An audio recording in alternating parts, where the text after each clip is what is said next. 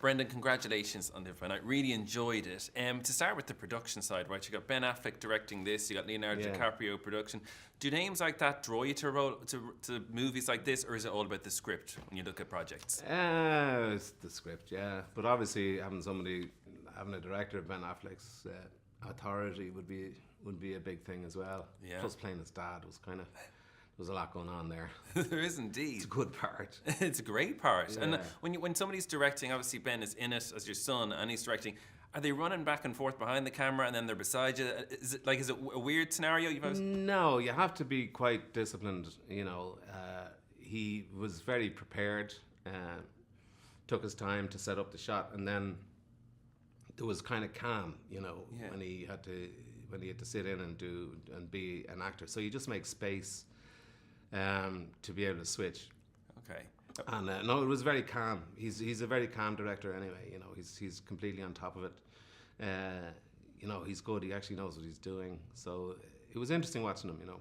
And when you see somebody doing that, you've obviously seen it before, does it inspire you at all? Because I couldn't believe when I looked, you've never directed him. You've done 95 movies, it says on IMDb, right? So we all know you've done amazing movies, and a lot of them. Is it? Yeah, well, but it's a great back catalogue, but you've never directed. Is that like something you're just not interested in at all, or will we ever see you do anything? Well, I was trying to get it to Two Birds Made for a long time, but that passed by for a while, so that might happen again. I might do a short or something like that over the next year or two. Yeah.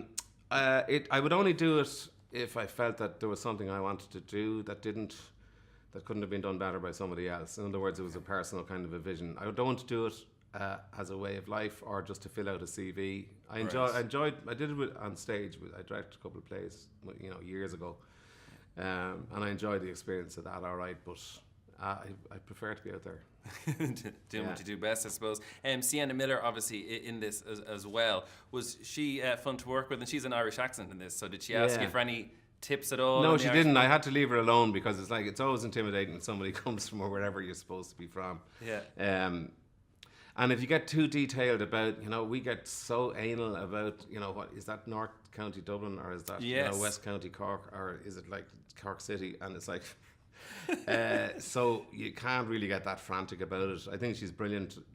Her character was completely convincing for me from the beginning anyway. Yeah. So I mean, if she asked me a question, I was always there. But it's like you can cause more trouble than help really if you're not careful. And you've done a lot of movies where you can have an Irish accent in it. Is that a choice when you're looking at scripts as well? Do you go, oh, brilliant, there's a bit of Irishness in this project? Well, it leaves... It's an interesting one because I always love the challenge. I'm interested in accents and the way people speak, and it's a way into a character if you can kind of figure out the accent and the modulations, the way people think, the way people speak, then reflects that. Sense of humour and stuff like that can be tied up in accents. So it's a great way into diverse characters if you can kind of nail that in any reasonable way and understand what's behind it, you know. Yeah. On the other hand, it's yet another layer of kind of artifice that you have to kind of... like John Hurt always said that an accent has to be part of your DNA as against something that you impose or that you have to just jump into. Be careful with accents that you don't just play the accent. Okay. So it is a bit of a relief to go to something that is like an international big American gangster movie and not have to worry about that particular layer, that you can kind of go in as an Irish man in that particular time where there would have been loads of Irish cops. And play something that's totally authentic in a different setting, but not have to worry about, you know, you getting the integrity of the accent other than that it's who he should be, you know. So yeah, it was relief to just be able to go and do it and sit easy in that regard, you know. Yeah. In the film, your character, it says something like, "You make your own luck, but sometimes luck makes you." I was wondering, do you believe in either of those? Do you think you make your own luck, or does luck make you? I believe in both of them. Yeah, like in the acting world. Like all those cliches, you know, there's truth in it, and the truth in both sides, and sometimes the truth is one, and sometimes it's the other, and sometimes in between. It's like I do think you can force the issue a little bit if you can, and you can be prepared for when something happens. So that if you get a lucky break, you've kind of prepared for it, and there's an awful lot to be said for that. And on the other hand, you can prepare a long time, and the break doesn't happen, or whatever it is. You don't just, the luck isn't with you. So yeah, there's truth on both sides, of course. Okay. And in terms of the Irish film industry and Irish actors, we seem to be doing really well abroad at the moment. So like films like Brooklyn and all sorts getting nominated for Oscars and everything.